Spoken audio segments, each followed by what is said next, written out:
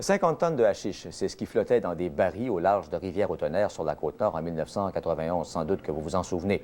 Alors, le tout a été détruit dans l'incinérateur de Québec, de la ville de Québec ce soir. Martin Evrel a vu l'opération et il raconte.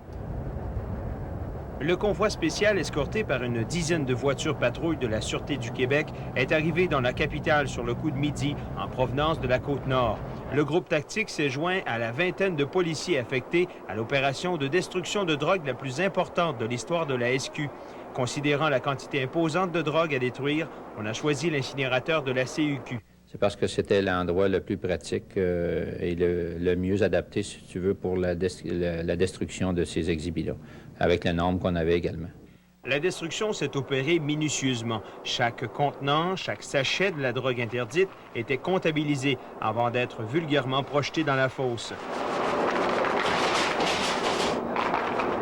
Il y avait des policiers partout, même près des grues, afin de s'assurer que la marchandise soit bel et bien brûlée. Le hashish a une propriété d'avoir un poids calorifique un peu plus élevé que les déchets conventionnels. Donc, on ne peut pas alimenter les fours uniquement avec ça. Il faut mélanger avec des déchets conventionnels. Lentement, les 50 tonnes de hashish évaluées à 751 millions de dollars sur le marché noir sont disparues en fumée. Les policiers passeront une nuit entière à l'incinérateur jusqu'à ce que toute trace de hashish soit disparue.